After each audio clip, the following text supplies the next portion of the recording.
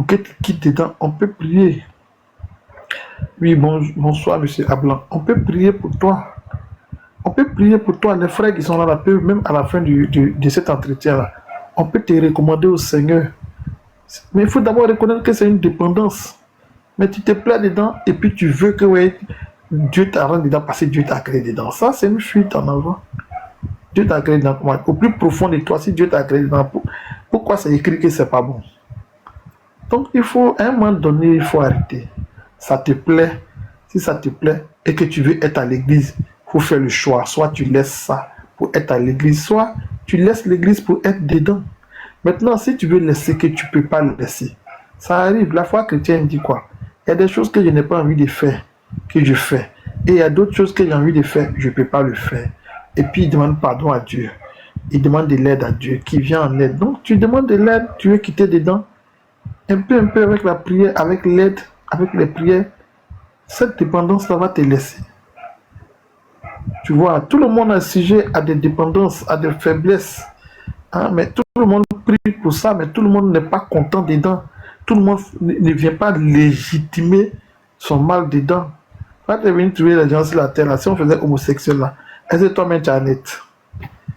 Tu vois un peu. Donc il faut éviter d'associer Dieu à toutes tes dépendances. Ça n'a pas de sens. Tu vois, frère.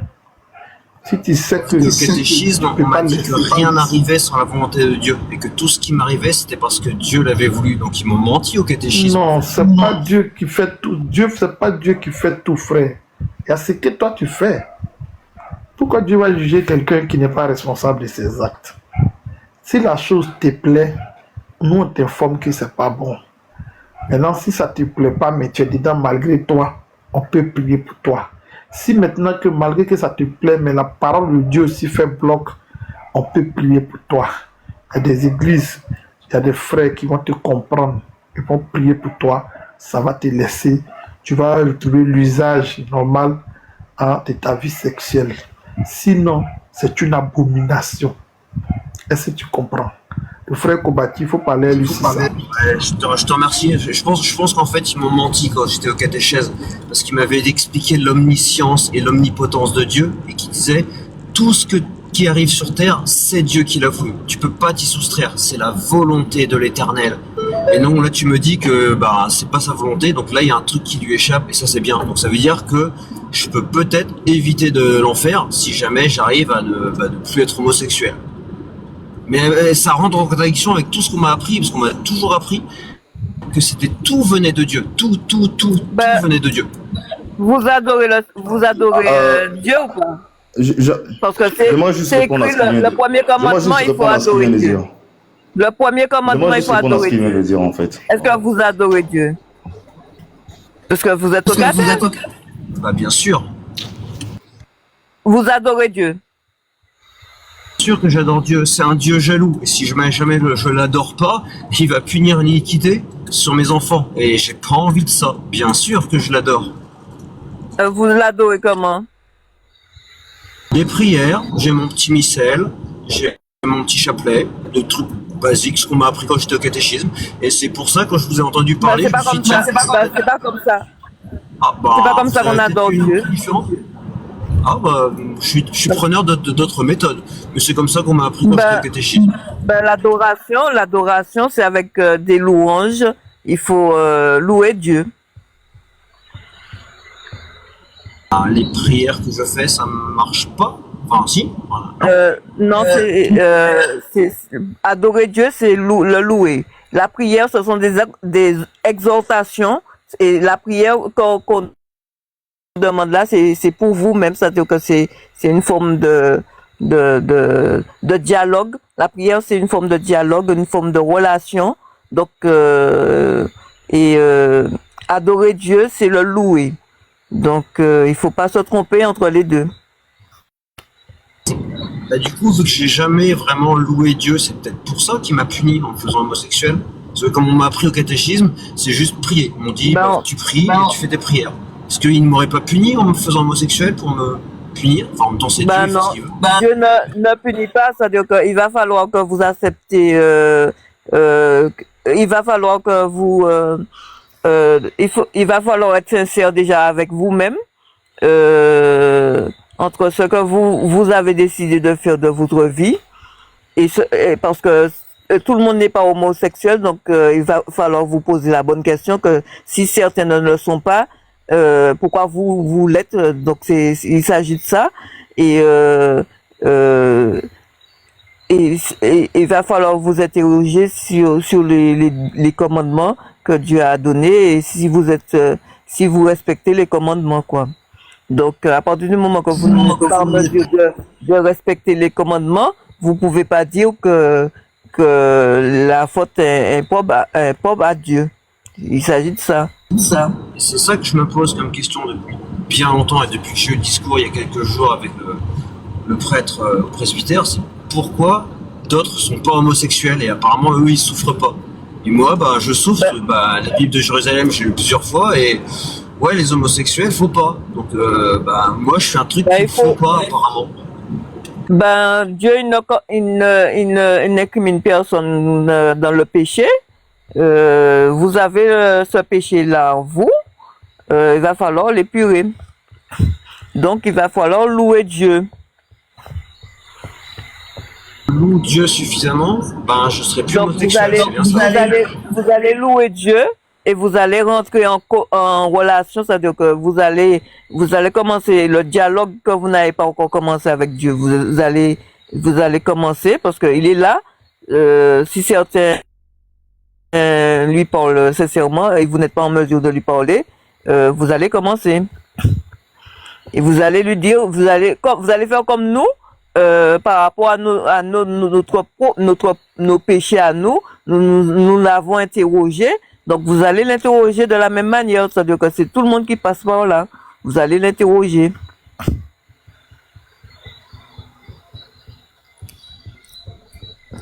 Il y a des années que j'interroge Dieu sur pourquoi j'aime les hommes et pas les femmes.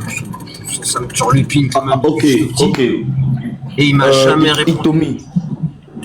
Itomi, pour compléter sur ce que la sœur Fabienne vient d'expliquer, elle est dans la solution définitive. Parce que quand on se remet à Dieu, on a la solution définitive. Mais moi, je vous invite, personnellement, à une démarche, comme le frère Ecclésias vous a suggéré, de faire face à la vérité.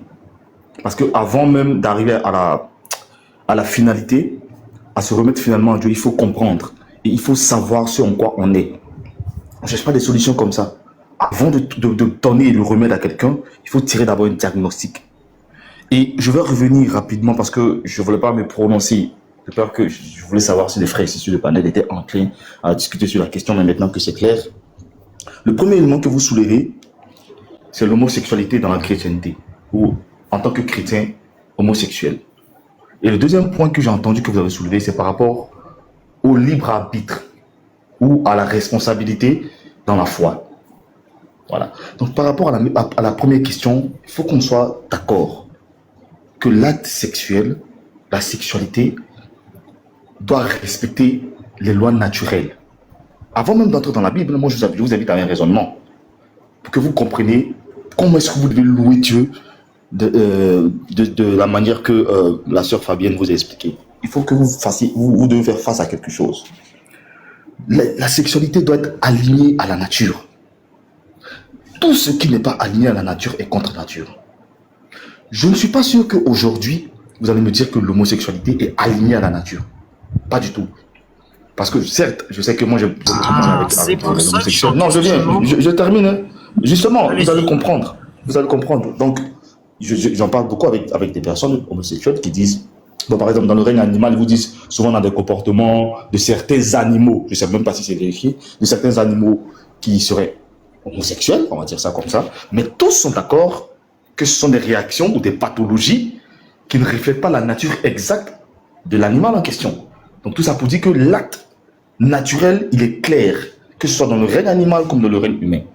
Du coup, pourquoi est-ce qu'en tant que chrétien ou dans le livre de Lévitique, ce acte-là, l'homosexualité est défini comme une abomination? C'est parce que c'est un acte contre nature. C'est parce que c'est un acte contre nature. Et que ça pousse en horreur le Créateur. C'est vrai que c'est un acte qui se passe, parce que c'est un acte qui se déroule dans la création. On sait que tout bien et tout mal vient de notre Seigneur. On va dire non. Et ça va me permettre de déboucher sur le deuxième point que vous avez soulevé. Mais sur le premier point, il faut qu'on soit d'accord sur le fait que c'est un acte contre nature. Du coup, c'est un acte à ne pas perpétuer, à ne pas pratiquer. D'abord, même avant qu'on rentre précisément même dans les écrits bibliques. Donc, sur le deuxième point, vous avez dit, si vous êtes comme ça, c'est que Dieu l'a voulu et que on est en train de rentrer en contradiction avec tout ce que vous avez appris lors de la catéchèse, etc., etc. Ça, moi, je l'entends bien. J'entends bien, mais je vais vous montrer une nuance, selon ce que je sais, entre la contradiction et le paradoxe. La contradiction et le paradoxe. Le fait de dire que Dieu sait toutes choses, là, ça ne remet pas en cause le libre arbitre ou la responsabilité pénale des choix qu'on fait. La responsabilité personnelle des choix qu'on fait. Quelle est la différence alors entre contradiction et libre arbitre et paradoxe? Si on dit que Dieu sait toutes choses et que nous pouvons déjouer le plan de Dieu, c'est contradictoire. Mais le paradoxe veut que quoi? Dieu sachant toutes choses, il nous donne les moyens à nous. Il met le choix devant nous. Vous voyez? Il met le choix devant nous pour que nous le fassions avec, je veux dire, les capacités et les potentialités qu'il a mis en nous. Certes, nous ne pouvons pas surprendre Dieu avec un choix quelconque, parce que peu importe le choix que nous allons faire, il a la réponse exacte pour. Donc nous, dans notre position de sujet, nous ne connaissons pas la volonté précise, je précise, la volonté précise de Dieu. On ne sait pas quel est le choix que Dieu a fait pour nous. Mais dans notre subjectivité là, nous n'avons pas ce niveau là. Donc le choix que nous allons faire là, c'est complètement libre que nous allons le faire. Donc le paradoxe n'est pas une contradiction. Quand tu dis par exemple que il fait jour et en même temps il fait nuit, c'est contradictoire, ça ne peut pas arriver. Quand il fait jour, il fait jour, quand il fait nuit, il fait nuit. Mais l'éclipse solaire est un paradoxe. C'est une réalité paradoxale. Ça ne veut pas dire que le fait que le soleil et la lune sont là en même temps, c'est contradictoire. Il n'y a pas de contradiction. Il n'y a pas de contradiction, c'est un paradoxe. Donc, l'omniscience de Dieu et le libre arbitre de l'homme ne sont pas contradictoires. Alors, loin s'en faut, c'est pas contradictoire, mais c'est un paradoxe de la divinité et de la création. Donc, vous devez assumer les choix que vous avez fait en tant qu'homosexuel, de sorte à ne pas rejeter la faute ou la responsabilité sur le Créateur. C'est pas comme ça que ça marche. D'autant plus qu'on vient de signifier tout à l'heure qu'il s'agit en fait d'un acte contre nature que vous perpétrez.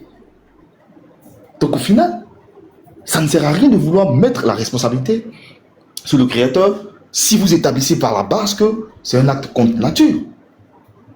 Vous voyez, c'est pour ça, dès le début, pour conclure, dès le début, j'ai dit, on ne va pas tirer sur l'ambulance. On va pas tirer sur l'ambulance. Mais moi, je vous invite à faire une réflexion profonde sur la nature de ce que vous faites, de votre sexualité, comprendre réellement de quoi il s'agit, lire la Bible pour comprendre pourquoi la Bible est interdite et dans quel cadre tout ça a été donné, et enfin chercher la réponse par des louanges, comme vous l'a suggéré la sœur Fabienne.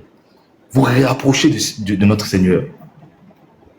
C'est ce que je vais vous donner un peu comme réponse. Là, je comprends mieux. Ouais, du coup, au catéchèse, ils m'ont vraiment menti en me disant Dieu est omnipotent et tout arrive par sa volonté. Quand je questionnais quand j'étais plus jeune. Ouais, non, ça c'est quand même mieux. C'est vrai que c'est pas un mensonge. C'est comme je vous expliquais. Hein. Certes, Dieu il est omniscient, il est omnipotent, c'est ce que j'ai dit. Mais ça n'empêche pas que vous, en tant que sujet, parce que Dieu, quand on parle de Dieu, c'est objectivement qu'on parle. Hein, personne ne connaît réellement le plan de Dieu dans les moindres détails. Personne ne connaît le plan de Dieu dans les moindres détails. On sait qu'il est omniscient en tout cas. Mais maintenant, nous, en tant que sujet, on ne peut pas se positionner, on ne peut pas se mettre en position d'objectivité par rapport au Créateur. Donc, ce n'est pas qu'on vous a menti. Certes, Dieu, il est omniscient. Et vous aussi, vous avez le libre arbitre qu'il vous a donné. Ce n'est pas une contradiction, comme j'ai expliqué tout de suite, ce n'est pas une contradiction. Mais, oui, ce n'est pas une contradiction, l'omniscience.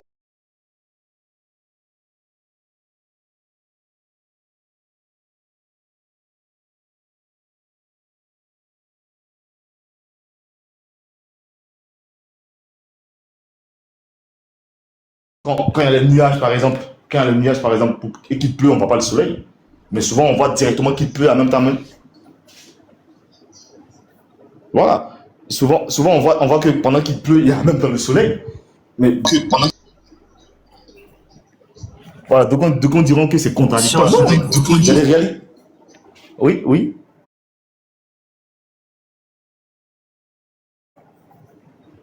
Voilà. Donc, ne pensez pas que c'est une contradiction. Non. Ne pensez pas que le fait de supporter votre responsabilité et d'avoir le libre arbitre serait une contradiction avec l'omniscience de Dieu. Pas du tout. C'est pas une contradiction, comme je viens d'expliquer. C'est une réalité, paradoxale.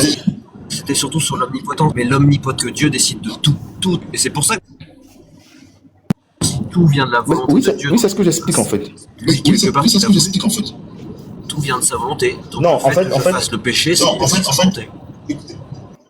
Oh, attendez, là maintenant vous avez introduit une nouvelle notion, vous parlez de volonté. Vous savez, l'omniscience, c'est quelque chose dont on parle. Et très souvent, On parle de on confond avec l'omnipotence, pas omniscience, omnipotence.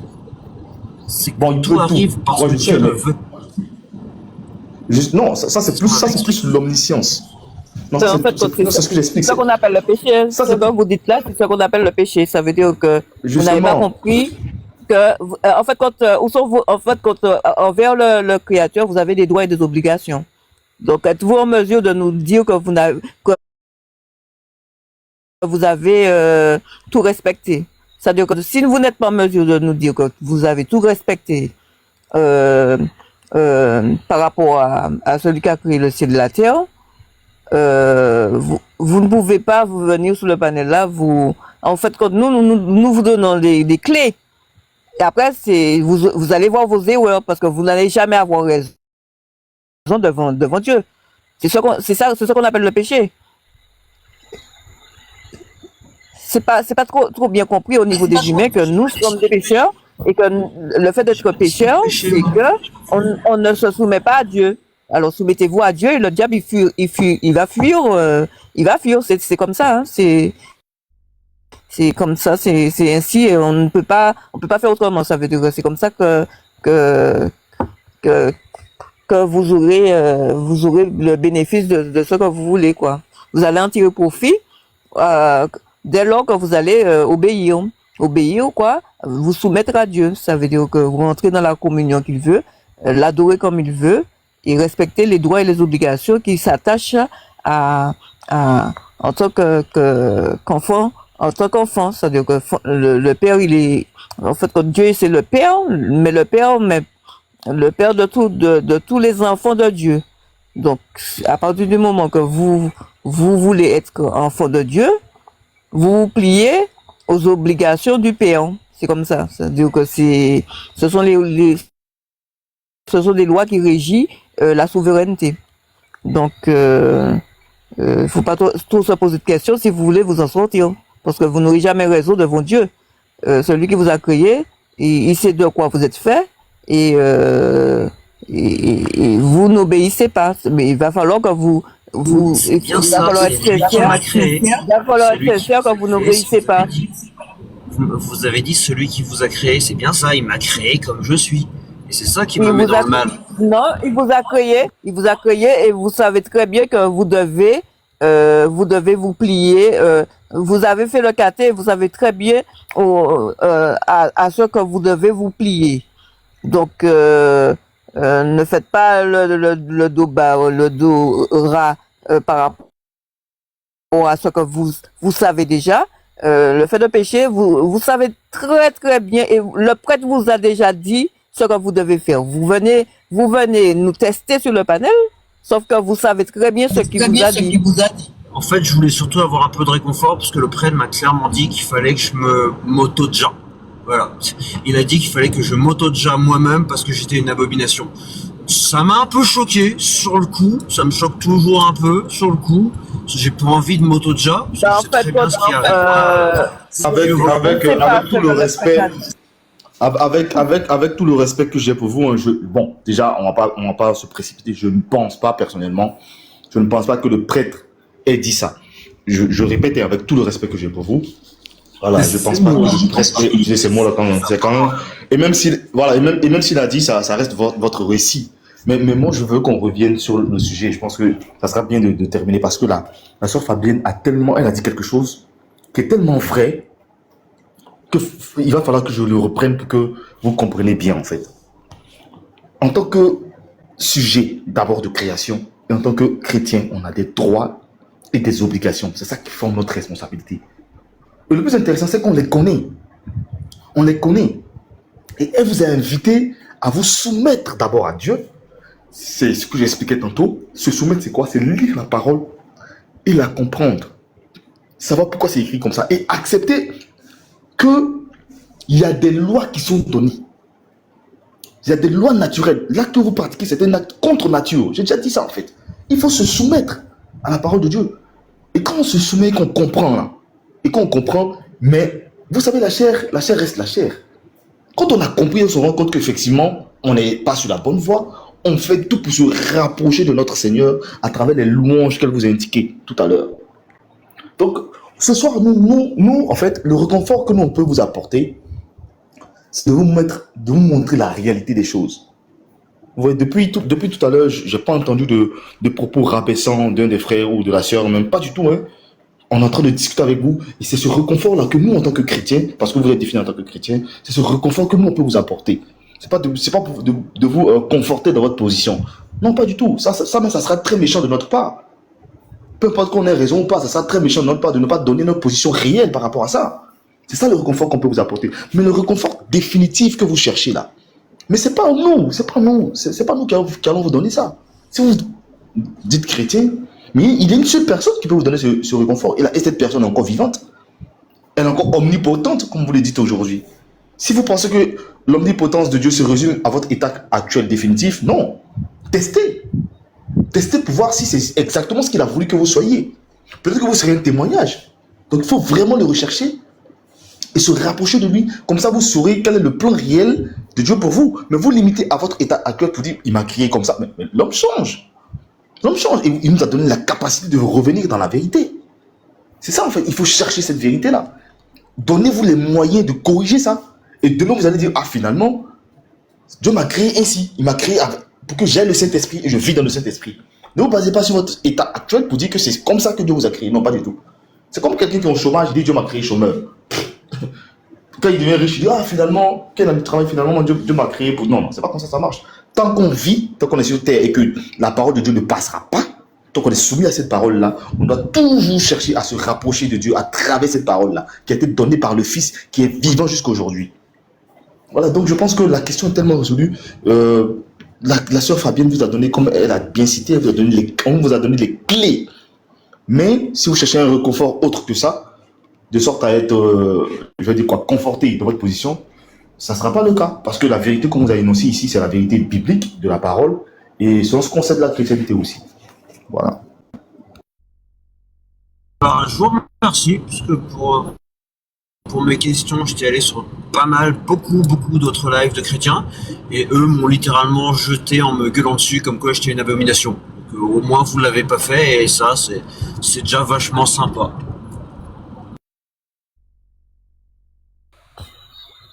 Ben de rien, parce que en fait quand Dieu il aime tout le monde, tous ceux qui le connaissent.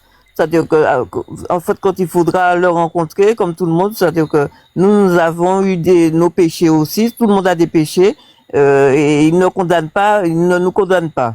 Et c'est ça la bonne nouvelle.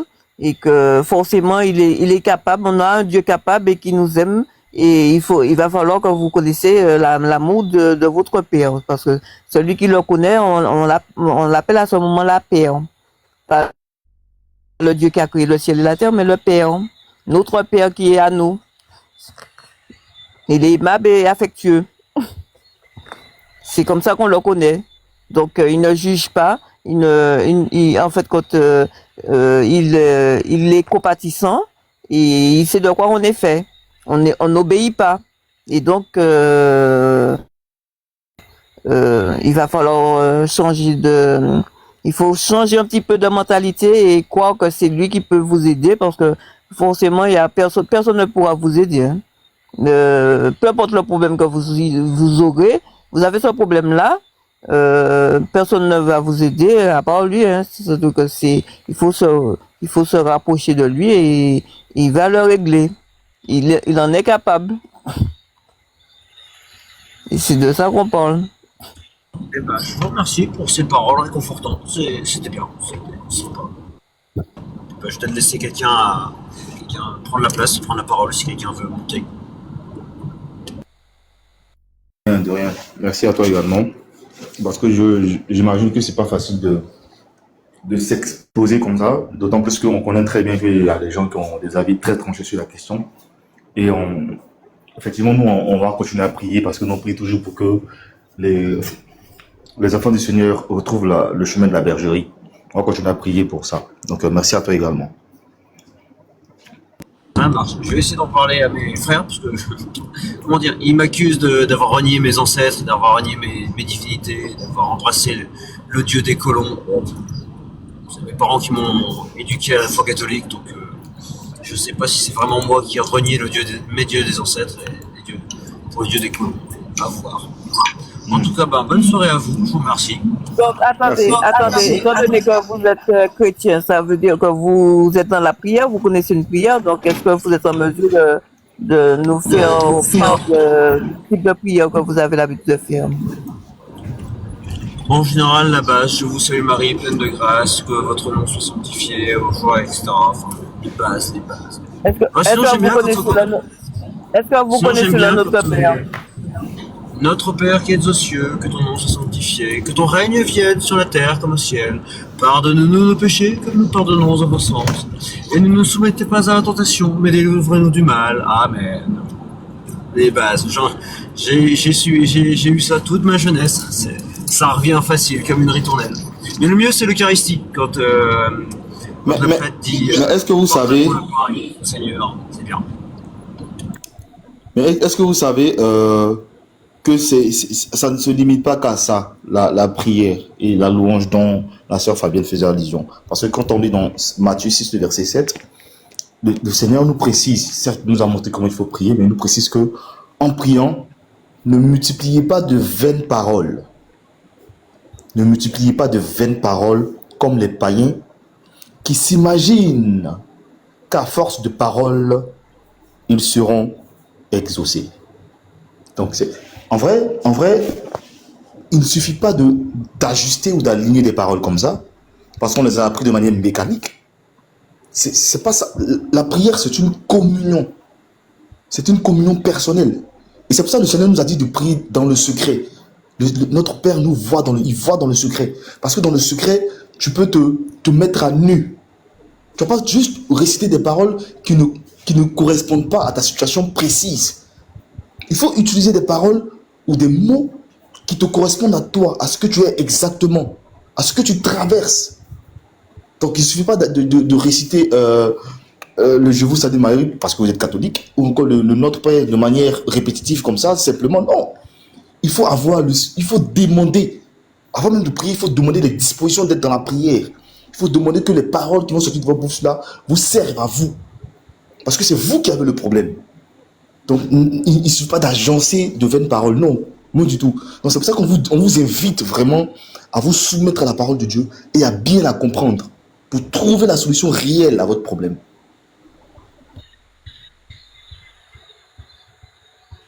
C'est ce que je dis aussi à mes frères dans la réserve, mais eux ils me disent que tu es allé prier un Seigneur qui te veut du mal, alors que les dieux des ancêtres disent que toi tu es sacré, enfin que je serais sacré en tant qu'homosexuel.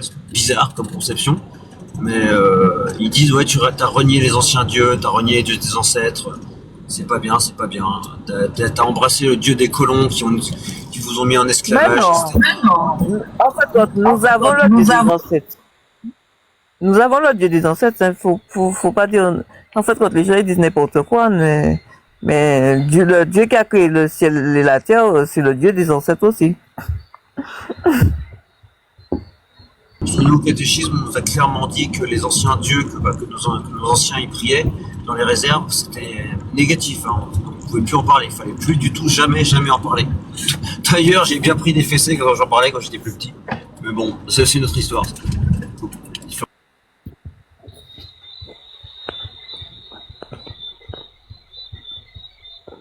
Oui, c'est juste, mais vous savez, c'est pas la faute des ancêtres. Hein. Ceux qui étaient sous la loi vont périr sous la loi. Ceux qui ont entendu la parole sont différents. leur sort est différent. C'est comme j'expliquais tout à l'heure. Dieu il a enfermé sa parole dans la nature d'abord. C'est pour ça que vous voyez que les ancêtres, ils essaient toujours de communiquer avec la nature. Pour avoir cet éveil spirituel là. Ils parlaient aux eaux, aux plantes. Parce que Dieu a parlé par la nature. Il a dit que la lumière soit, elle fut. Il a parlé. Il a dit que la terre donne la verdure. Tout. Il a enfermé en fait sa parole dans la nature. Mais ce n'était pas suffisant. C'est pour ça que plus tard, il parle par les prophètes. Donc, vu que les codes de la nature ne sont pas suffisants, il faut qu'il parle directement par un intermédiaire. Il parle de vive voix. Il parle par les prophètes. Et même ça aussi, ça s'est jugé insuffisant. C'est pour ça, dans les derniers temps, après avoir plusieurs fois parlé par les prophètes, dans les derniers temps, Dieu nous parle par le Fils. Donc c'est un cheminement. C'est pour ça que quand le Fils vient, il dit d'abord que si vous ne comprenez pas les choses terrestres, vous ne comprenez pas les choses célestes. Parce que la nature même reflète en quelque chose le divin. Et en plus, il dit également, c'est pas moi qui vous accuse, mais c'est Moïse. Parce que les prophètes aussi ont parlé. Mais en même temps, dans ces derniers enseignements, il dit, il vous a été dit ceci, mais moi je vous dis. Donc il parle en tant que fils. Donc je rejoins exactement ce que la sœur Fabienne vient de dire. Le Dieu de nos ancêtres là. Mais c'était le Dieu véritable. Et on ne va pas dire que tous les ancêtres suivaient une seule voie ou étaient dans le faux. On ne va pas l'affirmer comme ça, c'est pas vrai. Moi je demande très souvent à ceux qui me parlent du Dieu de mes ancêtres, je dis, mais est-ce que tu as connu ton premier ancêtre? Est-ce que tu savais exactement ce qu'il faisait, qui il adorait? Quand tu parles de l'ancêtre le plus proche que tu as de mémoire. Mais au-delà de lui, là, il y a eu d'autres personnes. Mais qu'est-ce qu'il faisait? Est-ce que tu es sûr que la pratique que tu mènes actuellement, c'est exactement ce qui était fait au départ? Donc on ne va pas accuser les ancêtres. Dire que quand quelqu'un me dit qu'il faut adorer le Dieu des ancêtres, je dis j'adore le Dieu exactement que mon ancêtre adorait. Celui que j'adore. Mais prouve-moi que ce n'est pas lui. Ils ne pourront pas te prouver. Pas du tout. Ils vont te relater des rituels ou des cultes ou des pratiques, mais qui sont de mémoire d'homme. Il ne pourra pas aller au-delà. Vous voyez, donc, je dis qu'il ne peut pas avoir plusieurs vérités contradictoires. Il y a une seule. Et s'il y a une seule, il faut qu'on les confronte. Et moi, je suis sûr que je suis dans la vérité qu'il faut. Parce que les réponses qu'il donne ne sont pas les réponses justes. Pas les réponses justes. Demande à ceux qui parlent des ancêtres là, le premier ancêtre dans leur lignée appelait comment et il adorait qui? Ils ne vont pas te répondre parce qu'ils n'ont pas la réponse. Donc il faut remonter à celui qui est avant toute chose, au suprême. Et c'est Dieu, tout le monde est d'accord pour dire que c'est Dieu. Il y a un seul créateur. Voilà, donc ne vous en voulez pas pour ça. Si vous vous considérez comme chrétien, comme on vous a expliqué tout à l'heure, il faut approfondir la réflexion sur la chrétienté et sur qui est Christ. Il va vous soumettre à la loi. Il ne faut pas retourner encore en arrière. Moi, par exemple, je suis né musulman. Jusqu'à présent, toute ma famille est musulmane. Mon père, il est imam. Moi, je suis né musulman. Mais j'ai toujours été chrétien. Ce n'est pas aujourd'hui que je suis devenu chrétien. Non. Je l'ai toujours été. C'est pour ça que je dis par rapport à votre positionnement de dire que vous êtes homosexuel et que Dieu vous a créé comme ça. Non. Non. La solution, elle est là. Comment vous allez trouver la solution? Vous allez dire, effectivement, Dieu ne m'avait pas créé comme ça, mais j'étais sur le mauvais chemin. Maintenant, j'ai retrouvé le chemin de ma maison et je suis exactement comme je dois être. C'est un peu ça, en fait. Si on a toujours prié l'Éternel, pourquoi les prêtres, quand j'étais au catéchèse, quand j'étais tout petit, nous interdisaient de prier les dieux des ancêtres? Nous interdisaient littéralement, et on se faisait taper. Et quand je dis taper, c'est pas à moitié. À chaque fois qu'on mentionnait les noms des anciens dieux, on prenait des roustes et ils disaient ça faut pas, faut prier Dieu, faut prier l'Éternel. Donc du coup c'est eux qui se sont trompés aussi. Ils nous ont dit non, en fait, non, vous m'avez pas compris. Quand je dis les ancêtres avaient un Dieu, voilà ce que je dis. Je ne dis pas que les dieux que les ancêtres priaient étaient des vrais dieux. Non. Je dis que vous ne connaissez pas tous vos ancêtres. Donc, ceux qui disent que en adorant notre Seigneur, vous n'adorez pas le Dieu des ancêtres, ils n'en savent rien. Ils savent que, effectivement, il y a une partie des ancêtres, selon leur mémoire ou selon les rituels qui ont été transmis jusqu'à aujourd'hui, selon ce qu'ils savent, les ancêtres adoraient un certain type de Dieu. Mais il ne peut pas dire que tous les ancêtres là, depuis le début, ont procédé ainsi. C'est pas vrai. Je ne sais pas si vous me comprenez en fait. Donc quand le prêtre vous dit de ne pas adorer ces dieux-là, et effectivement il a raison parce que ce n'est pas des vrais dieux. Mais on ne va pas dire on va pas tirer la conclusion pour dire que tous vos ancêtres qui ont existé ont adoré ces dieux-là de la même manière. Peut-être même si un seul de ces ancêtres-là a eu à adorer une fois notre Seigneur, parce qu'il a trouvé, mais vous êtes juste aussi à faire comme lui, parce que c'est votre ancêtre au final, ou pas? Voilà, on va pas vous guider forcément vers un ancêtre bien précis. Qui peut assurer que dans sa lignée ou dans sa généalogie, qui peut assurer qu'il n'a pas eu un ancêtre qui était un voleur, qui était un violeur, qui était un bandit? Ça n'existe pas. Mais on conseille personne à être bandit, à être voleur, etc. Non. Non. On conseille de faire ce qu'on pense être juste. De la même manière qu'on dit qu'il est établi que nos ancêtres avaient des dieux, mais je dis, il faut quand même reconnaître que peut-être parmi nos ancêtres, je ne dis pas aussi, ce n'est pas une affirmation stricte, hein, peut-être parmi nos ancêtres, il y en a un qui adorait le Dieu qu'on adore aujourd'hui. Mais nous n'avons les preuves de rien. On va seulement se rapporter à des dieux fabriqués par certains ancêtres pour dire que voici les dieux de nos ancêtres. Non, on ne connaît pas tous nos ancêtres. Donc quand le prêtre vous dit qu'il ne faut pas adorer les dieux de vos ancêtres tels qu'ils sont, c'est parce qu'il les a identifiés et qu'il voit qu'il ne s'agit pas du vrai Dieu. C'est pour ça qu'il vous dit ça comme ça. Voilà, c'est un peu ça que je veux dire en fait. Et il a quand même raison sur ce point-là, parce que nous, pour nous, le véritable Dieu, mais il est unique. C'est lui qui a donné son fils pour nous. Je comprends mieux, je comprends mieux. Mais c'est vrai que des fois, j'ai quand même envie de plutôt prier les anciens dieux, parce que les anciens dieux, ils me considèrent pas comme une abomination. Et ils disent que je suis sacré. C'est un peu mieux, mais le prêtre, il dit qu'il faut pas. Donc, et à la fin, je sais plus trop qui écouter. C'est ça qui est, comment dire, déstabilisant, qui fait mal, surtout. Ne plus savoir qui écouter.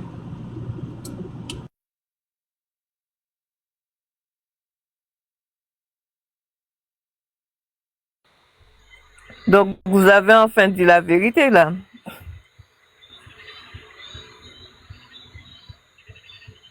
Dans quel sens que des fois j'ai envie de prier les anciens dieux? Ouais, oui, carrément. C'est pas, je le cache pas. Parce que Oui, mais vous l'Éternel avez dit de que je suis une la abomination. vérité. Mais Ben, en fait, l'Éternel dit que je suis une abomination. Et ça, c'est pas cool. Enfin, ça me rend ben, en triste. fait, étant donné que vous avez déjà pris votre position, pourquoi vous êtes venu sur le panel? Frère, je cherche ma position. Et c'est pour ça que quand j'ai vu ce live, je me suis dit, tiens, je vais monter. Peut-être que des gens pourront me donner des pistes, des indices pour essayer de clarifier la position que je dois prendre. Est-ce que je prie l'Éternel comme le prêtre y veut?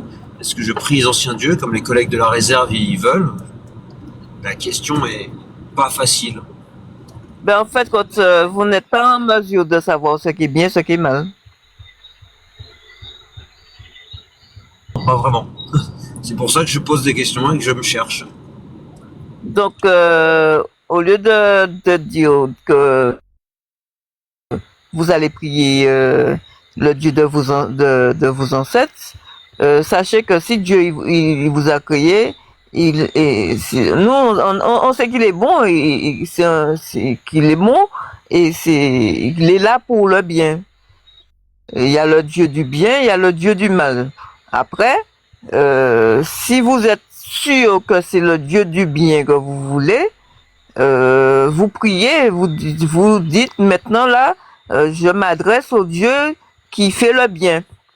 Comme ça, vous êtes sûr de ce que vous voulez. Donc, après, on ne pourra pas vous dire que c'est le Dieu de votre arrière-grand-père ni de votre arrière-grand-mère. Vous savez que c'est le Dieu qui fait du bien. Et donc, voilà quoi. Donc, c'est déjà une technique pour commencer. Comment? J'avais jamais pensé à ça. C'est une bonne idée. Ah ouais, par contre, j'avais jamais pensé à ça. Ouais, si, je vais essayer. Oui, vous vous adressez au Dieu qui fait du bien.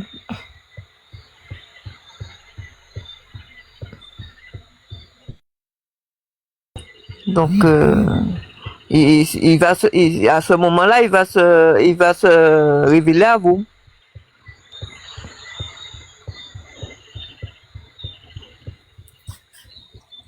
Je vais essayer ça. Donc, voilà. Peut-être si je prie le Dieu l'Éternel et peut-être les dieux de mes ancêtres. Si je prie les deux en même temps, c'est peut-être bien aussi.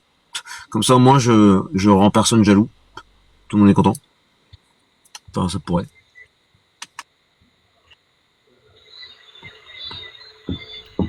De toute manière, Allez-y. Comment?